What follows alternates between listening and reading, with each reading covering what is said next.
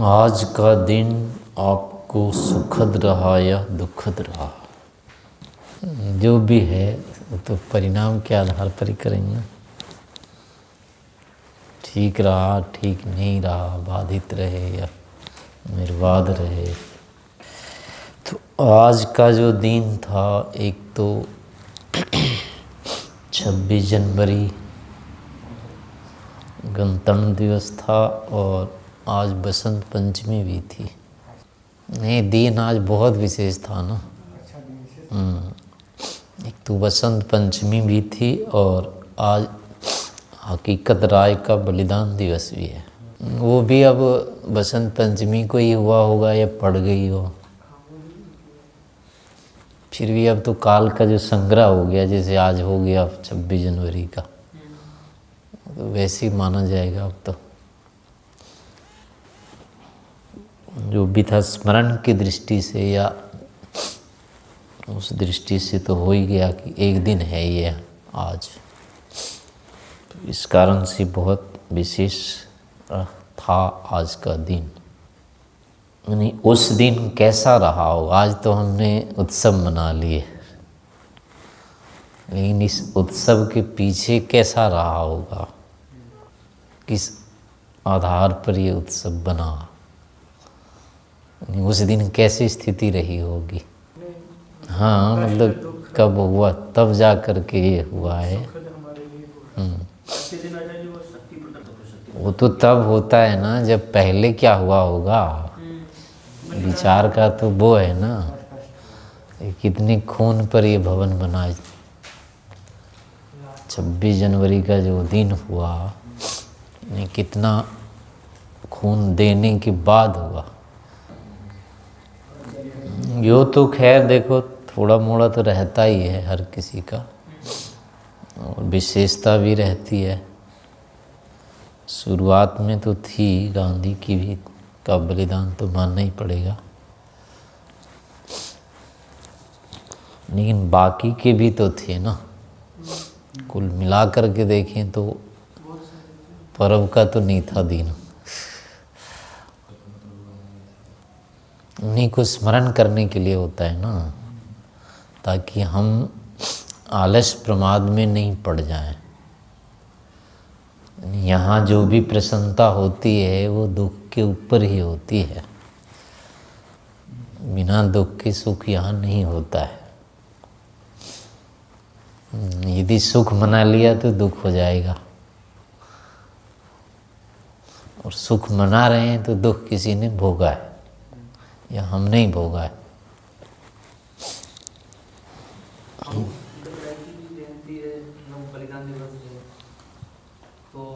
वैसे बलिदान दिवस तो के बाद का है ये, यानी संविधान का है ना, ये तो निर्माण हुआ है, यानी घोषणा हुई कि आज के बाद हम स्वतंत्र हैं।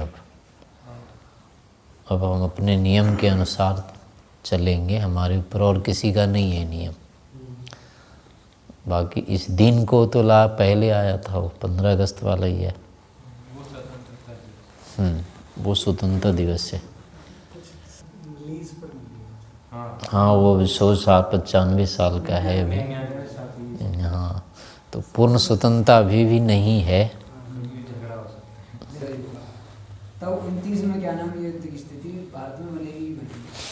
अगर अंग्रेजों को उस समय निकाल दिए तो अब कैसे वापस आ जाएंगे? उस समय किसी नियम से निकाला था क्या? तो आज क्यों नियम काम करेगा? नहीं, जम्मू कश्मीर भी तो लीज पर ही है, ऐसे क्या है, उसने भी तो दे दिया है भारत को। वो तो शक्ति से ले लिए ना, ऐसे ही करे तो कब्जा हो जाता। वही तो है ना, जिस कब्जा सबसे बड़ा लिखी थी तो दे रखा था ना कश्मीर वालों ने भारत को, फिर भी क्या वो कागज क्या काम आ रहा है।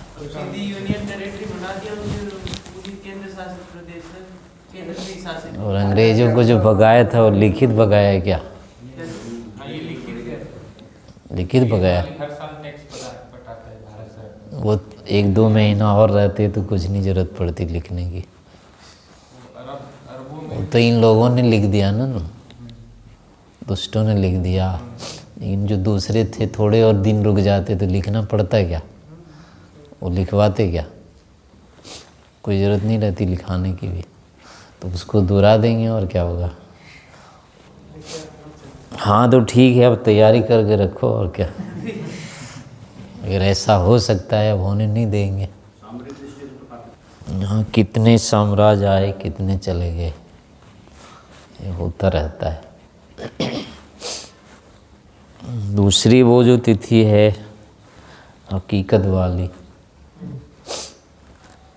उसमें कैसा होता होगा वो दिन भी।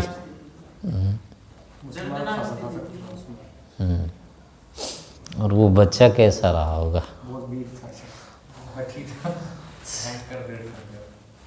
किस बल पर वो डट गया, क्या था, वो एक बालक ने हिला दिया,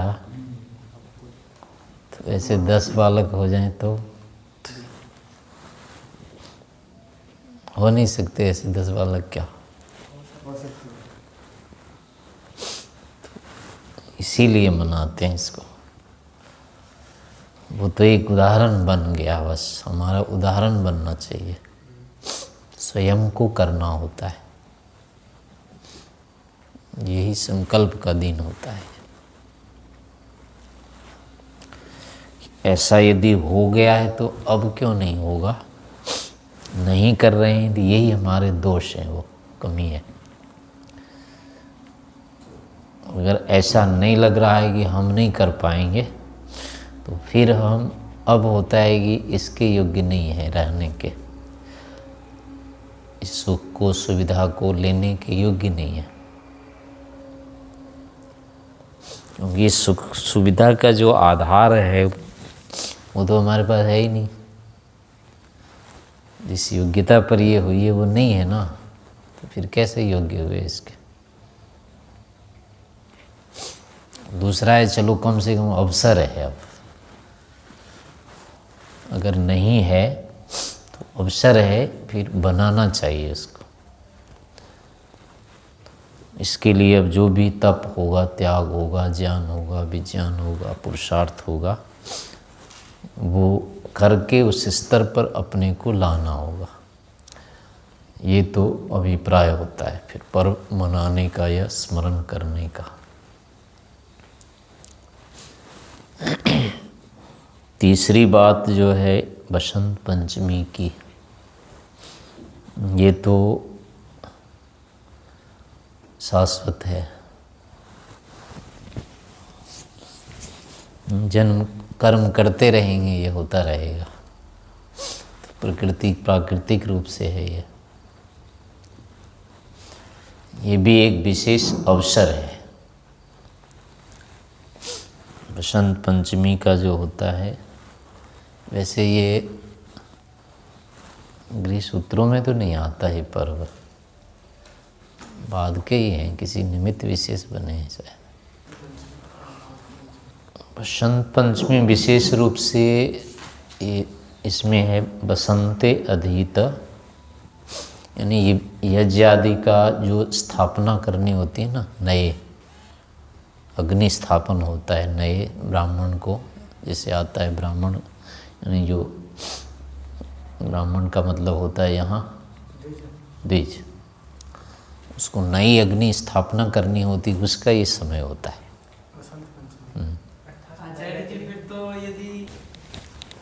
नई अग्नि का मतलब होगा कि नए कुछ विशेष घर है, नया आगे कुछ करने जा रहे हैं, वो आगे तक चलाते रहेंगे। ऐसी कोई जो अब कहेंगे कोई संस्था बना देना, कोई कार्यालय बना देना, या कोई कार्यशाला बनाना, या अन्य कोई भी विशेष कार्यक्रम, या कम से कम अपनी गृहस्थी के लिए होता है, जो अपनी नई गृहस्थी बना रहा है, नया घर जिसको कहते हैं, विवाह के बाद पिता के घर से अलग हो जाता है वो, उसके बाद जब वो अपना बनाता है तो उसके लिए है कि वो अग्नि का आधान करे, तो इसी में है, बसंत में ही है, उसका उत्तम समय यही होता है। अग्नि आधान है अच्छा जी, फिर तो गृह सूत्रों में होना चाहिए। नहीं, समय है उसका ये हाँ जी, बसंत में आधान करने का। पंचमी को। हाँ, क्योंकि इससे पहले नहीं, जाड़े का समय होता है, वो उतना अनुकूल नहीं रहता है। उसके पहले बरसात का ही रहता है, वो भी अनुकूल नहीं होता है। शरद ऋतु वैसी जो फरवरी में जो बसंत ऋतु आती है वो क्या? फरवरी और बसंत एक ही समझ लो फिर। वो वैसाखी और गुड़ी पाड़वा जो बनाते हैं नया साल। वैसे बसंत ऋतु तो चैत्र से शुरू होता है, लेकिन जो होते हैं लक्षण घटने लगते हैं पहले ही। फसल कटने लायक। हाँ, तो इस कारण से बसंत के समीप बसंत है ये, सीधे बसंत नहीं है। फाल्गुन में बसंत आ जाता है वैसे लगभग, लेकिन फिर भी अपने पंचांग में तो चैत्र में आता है। वैसे ही पहले आ जाता है, इसके लक्षण ऋतु के जो होते हैं वो पहले होने लगते हैं प्रकट। शिशिर ऋतु चल रही है, बसंत पंचमी तो कह रहे हैं। माघ शुक्ला पंचमी का ही नाम बसंत पंचमी है, तिथि का ही नाम समझो। इस दिन से ही ये कार्यक्रम वो हो जाता है, आरंभ हो जाता है। तो कालांतर में ये विद्या दिवस हो गया है। जो विद्या की शुरुआत करते हैं ना, प्रवेश करते हैं, ब्रह्मचारी का उपनयन एक तो होता है उस समय श्रावण में, उस समय उपनयन बदलने का होता है। वो ये जो पवित्र बदलते हैं वो मुख्य रूप से ऐसे स्वाध्याय के जो ग्रंथ होते हैं वो बदलते हैं। वो नई शुरुआत का नहीं होता है, नया भी कर लेते हैं, लेकिन प्रायः वो आरब्ध का है, वो परिवर्तन है, ये नया आरंभ है। जैसे अब ये होगा ना, बसंत में आएगा तो नए नए पत्ते आदि बनेंगे ना, सब पेड़ पौधे अभी जो पुराने वाले चल रहे हैं अभी, उसमें फिर से नए हो जाएंगे। अब इससे सिर में गिर जाएंगे सारे, इनके सारे जो भी पत्ते होंगे, तो अब नए पत्ते आ जाएंगे, तो बसंत से शुरू हो जाते हैं वो। तो जैसे नया पेड़ हो गया एक तरह से, तो ऐसे ही ये भी, यानी कि मस्तिष्क भी नया हो जाता है। इसी समय से इसकी शुरुआत होती है मस्तिष्क की नयापन की। एक चक्कर हो गया, अब ये बन गया। इस चक्र समाप्त होने के बाद अब वो नए की हो जाएगी शुरुआत। तो बुद्धि चक्र एक प्रकार से आरंभ होता है। हाँ, यानी ये चक्र हुआ ना, अभी भी जैसे आपने शीतकाल अभी था ना, या अभी है, मालिश करते हैं ना तेल का? नहीं करते हैं ना। तेल का मालिश यदि नहीं किया होगा तो आपकी चमड़ी विशेष नरम हो जाएगी फाल्गुन में जाके। अपने आप? हाँ, ये ठीक है? और की होगी तो नहीं होगी। तो ये मालिश ठीक है या नहीं? मालिश ठीक नहीं होता है, ब्रह्मचारियों के लिए नहीं होता है ठीक। किसी के लिए नहीं मालिश, सार्वजनिक नहीं होता। जो भी होगा, यानी अगर नहीं करता है कोई, तो अच्छा, शीत सहन कर लेता है, तो उसकी चमड़ी नहीं आ जाएगी, बिल्कुल लाल हो जाएगी उसकी। और नई नया, जैसे पेड़ के छाल होते हैं ना, वो पूरे हट करके दूसरे आ जाते हैं एकदम से। लेकिन तेल लगाते रहते हैं तो नहीं आते हैं वो। मालिश नहीं करते लेकिन तेल तो लगाते हैं। हाँ, वही मालिश अगर कर लेते हैं, मालिश नहीं करते, तेल लगा लो या मालिश कर लो, एक ही बात है। ऐसा? हाँ, अगर वो लगाते हैं तो वो जो कोमलता आती है ना एकदम से, वो नहीं आती है। मेरा तो किया हुआ है ये, मैं 1 साल 2 साल नहीं किया, तो मुझे फिर तो वैसी अपने आप जितनी चिकनाई हो सकती थी वैसी हो गई। लेकिन जिस वर्ष किया उसमें नहीं हो रहा था। ये अपने आप हो जाएगा ऐसा, अगर आपने शीत सहन कर लिया है ये, तो चमड़ी शीतकाल में तो वो हो जाएगी खराब सी, यानी ऊपर से जल सी जाएगी। यहाँ तो शायद कम ठंड होती है, उत्तर भारत में तो काली पड़ जाती है एकदम जल करके, हाथ वाथ जो होते हैं ना ये जल जाते हैं। जैसी पड़ जाती है। हाँ, काले काले हो जाते काले काले हो जाते हैं सारे, नाक का है, कान का है, हैं, चिपक जाते हैं। और ये हाथ के ये होते हैं जो, खाल सूख जाते हैं। हाँ, सूख करके काली पड़ जाती है, लेकिन वो अभी आकर के लाल हो जाती है, फिर वो वाली जो खाल है वो तो निकल जाती है। पूरी निकल जाती है। हाँ, तो यानी शरीर में भी अंतर आता है, ये वर्ष है, मतलब ये समय ऐसा होता है, पूरे शरीर में परिवर्तन होता है। केचुली सी उतार देती है। हाँ, केचुली सी समझ लो, यानी शरीर में अपने आप परिवर्तन, जैसे पेड़ पौधों में होता है ना, शरीर में भी होता है।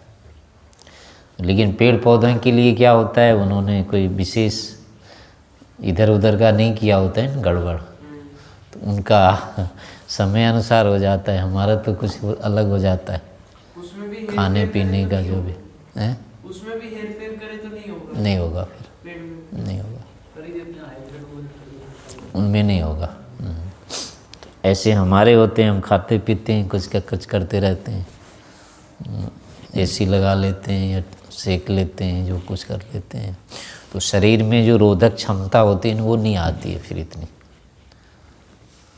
लेकिन सीधे अगर सहन करते रहते हैं तो अपने आप क्षमता आती बढ़ती है शरीर की। तो यानी वो विशेष परिणाम दिख सकता है, कोई भी देख सकता है, वो अपने आप आता ही आता है। वो इसी समय आएगा, दूसरे समय नहीं आता है। मैंने तो देखा ना। चाहे सितंबर और आश्विन महीने में भी ऐसी तो होती है, कम सर्दी गर्मी हो जाती है वहाँ, लेकिन उस समय नहीं होता है ये, इसमें होता है।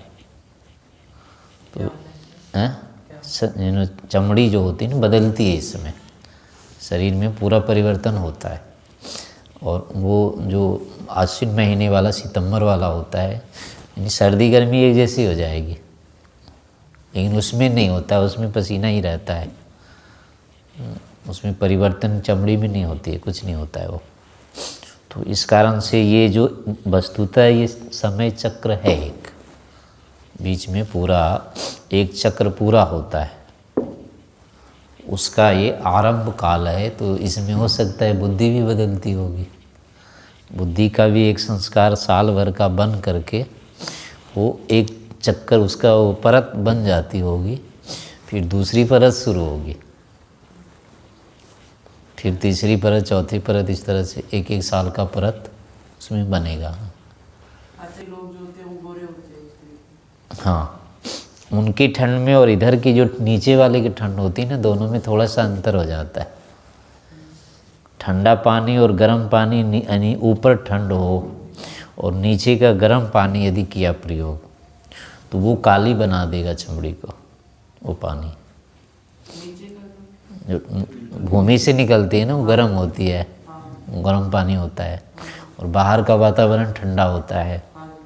उसमें अगर आप नहाते हैं, अगर आप ठंडे पानी में नदी में नहाते रहो तो शरीर में कालापन नहीं आएगा, उतरेगा ये।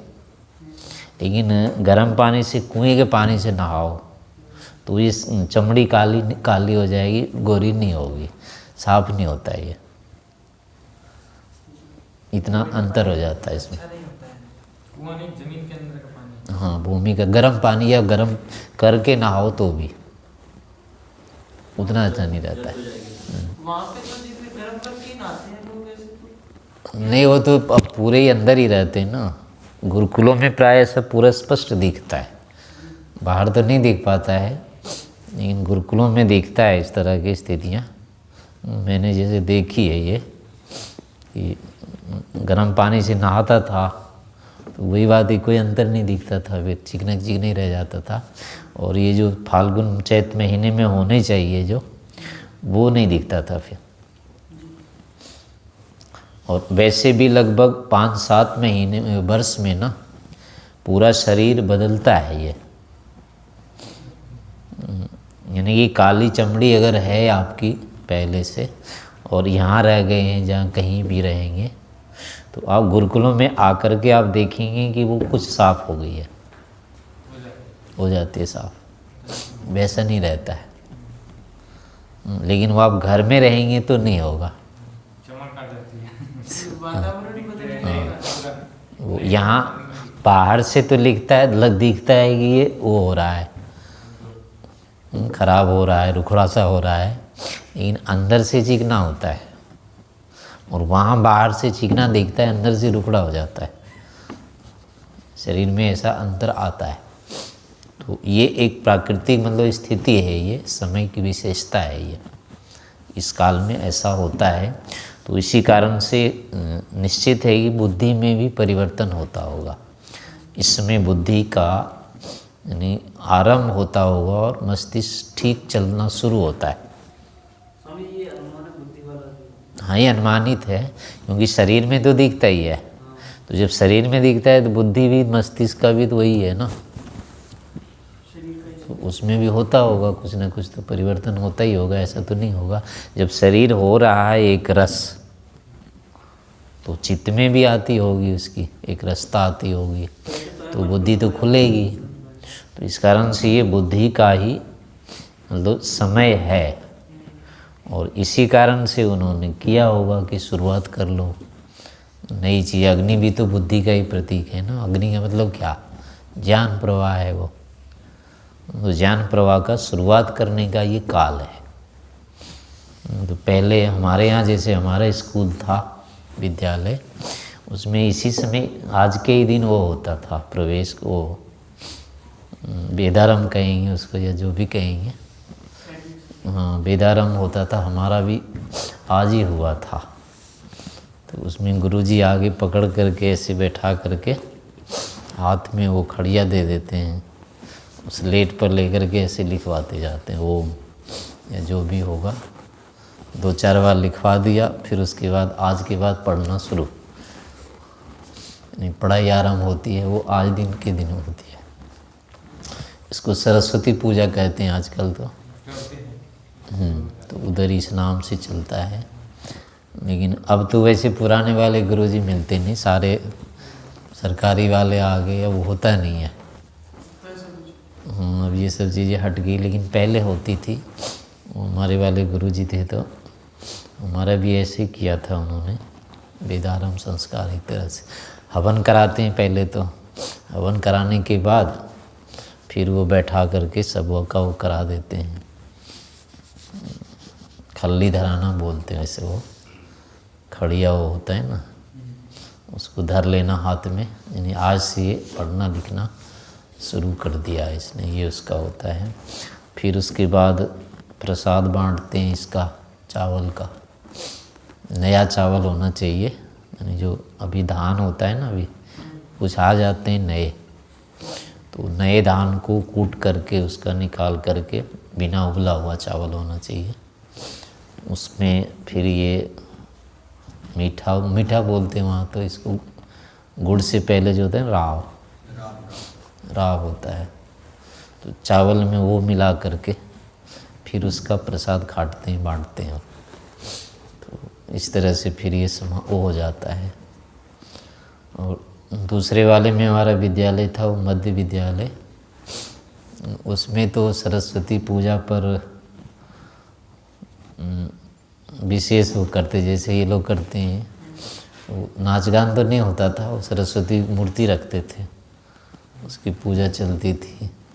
और अपना पूड़ी सब्जी, गाजर आलू की सब्जी होती थी, बूंदी होती थी, इसका भोजन होता था, मतलब कराते थे। और फिर इसका प्रसाद बांटते थे उस समय, पेड़े का, प्रातःकाल पेड़े का प्रसाद, दोपहर को विशेष भोजन होता था। 3 दिन का चलता था वो कार्यक्रम। 3 दिन में उठा करके तो तालाब में दे आते थे उसको। 3 दिन तक उसको रखते थे। और जो हमारे जो प्रधान गुरुजी होते थे, वो पुजारी बनते थे, उसकी पूजा 2 घंटे तक करनी होती थी। क्या करते जी 2 घंटे तक? वो हवन कराते रहते हैं, 10 बार तो संकल्प पाठ बोलते हैं उसमें। वो क्या बोलते हैं ये तो पता नहीं चलता है, लेकिन संकल्प कराते रहते हैं, आहुति दिलाते रहते हैं। हर संकल्प में दक्षिणा भी रखवाते होंगे। हाँ, वो भी करते रहते हैं। तो वो पूजा पाठ उनका चलता रहता है। उस समय तो हमको तो कुछ भी समझ में नहीं आता था, बस इतने देखता था कि सरस्वती प्रतिमा होती थी, उसके नीचे वो बैठ करके अपना करते रहते थे पंडित जी, वो बोलते रहते थे ये अपना। और बगल में प्रसाद उस समय बांटा जाता है इसका, बेर का। हाँ, इसमें फिर गाजर और बेर के प्रसाद होते हैं इसमें। चूड़ा नहीं रखते इसमें। चूड़ा तो इस दिन होता है, मकर संक्रांति के दिन। चूड़ा नहीं है ना। नहीं, पूजा में चूड़े का प्रयोग नहीं करते, पंजीरी भी रहती है। वहाँ नहीं ये करते, सरस्वती पूजा जी उस साइड उसमें चूड़ा नहीं करते हैं प्रयोग। उस साइड में ज़्यादा मनाई जाती है। चूड़े को वैसे जो है ना वो सात्विक नहीं है, ये जो होता क्या है? राजसिक होता है या तामसिक, राजसिक होता है ये। हाँ, सात्विक नहीं होता ये। पोहा होता है। पोहा है जो हम खाते हैं। जो कूट करके जो बनता है ना चावल पतले चूड़ा, तो उसको मतलब वो उसमें क्या होता है, भूनना होता है, बिना भुने नहीं बनता है वो।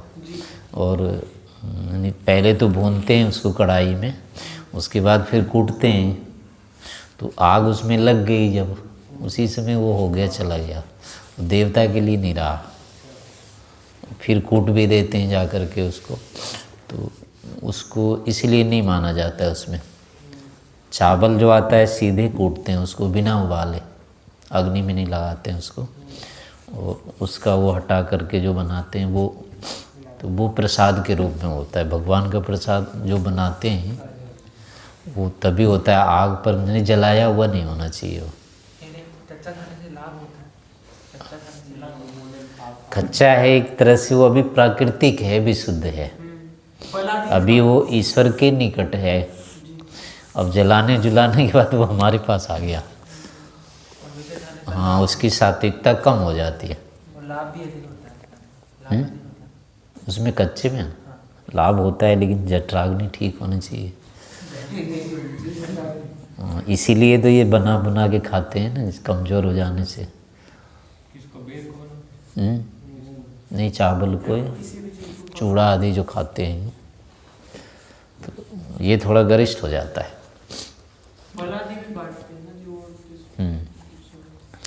तो बेर का और इसका प्राकृतिक रहता है, इसमें बेर होते हैं, खूब पके हुए रहते हैं। वाले बेर भी आते हैं। तो इस कारण से ये प्रकृति के साथ होता है इसका बहुत अधिक संबंध।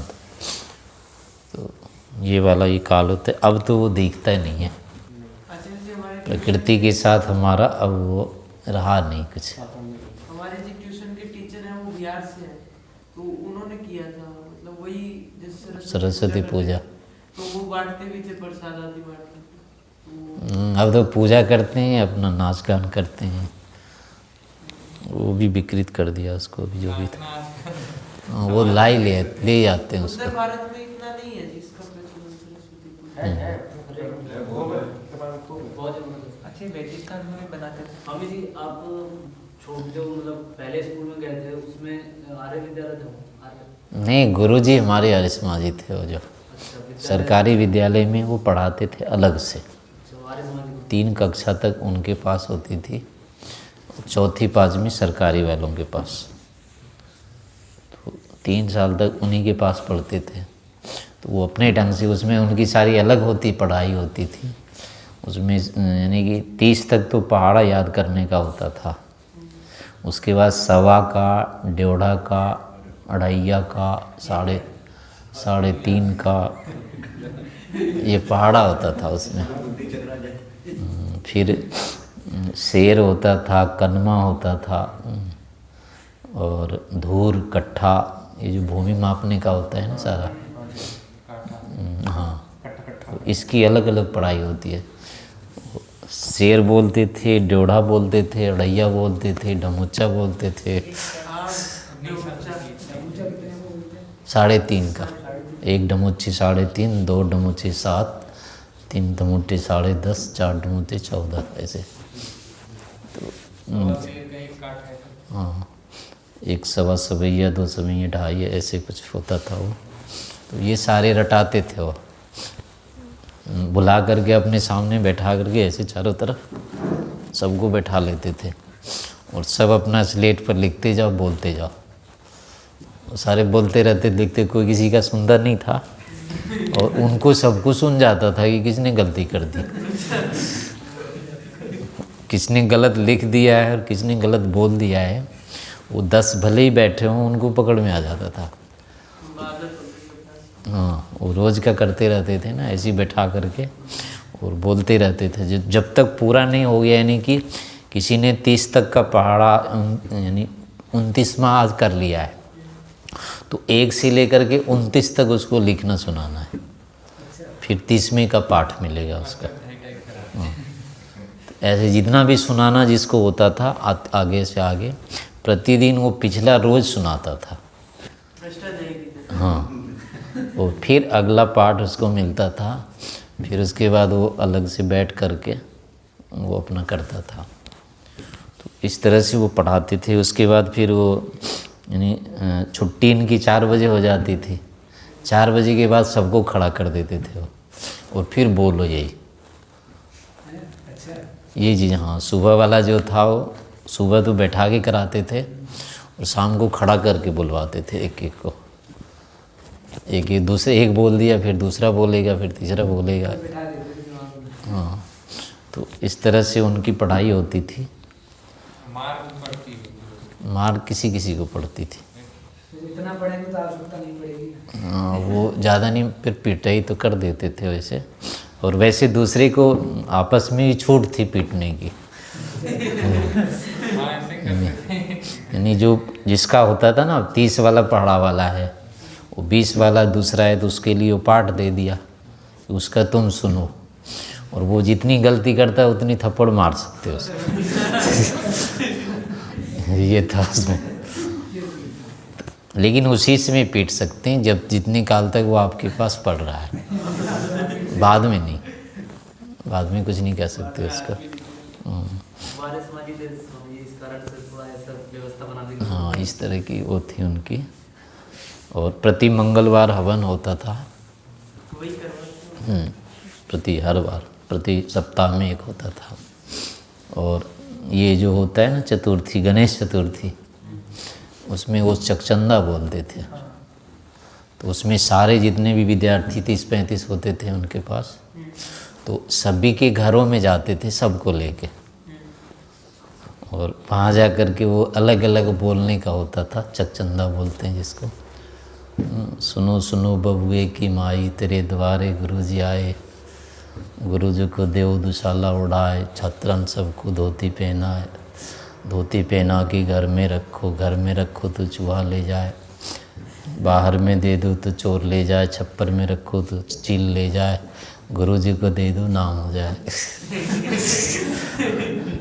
इस प्रकार के बना बना करके दही के दलदल मथे पहाड़, उससे निकला 3 कुमार, 3 कुमार 3 कैसे कैसे, 1 कुमार तो लूल्हे लंगड़े, 2 कुमार के आते नहीं, उसने गाड़ा 3 बर्तन, 3 कैसे कैसे, 2 बर्तन तो फूटे वांगे, 1 बर्तन में पेंदा नहीं, उसमें डाला 3 चावल, 3 चावल 3 कैसे कैसे, 2 चावल तो उबके डूबके, 1 चावल तो पका नहीं, उसमें आया 3 मेहमान, 1 मेहमान तो रुस्से रास, 2 मेहमान तो रुस्से रास से, 1 मेहमान ने खाया नहीं, उस पर मारा 3 थप्पड़, तो 2 थप्पड़ तो अगले बगले, 1 थप्पड़ तो लगा नहीं।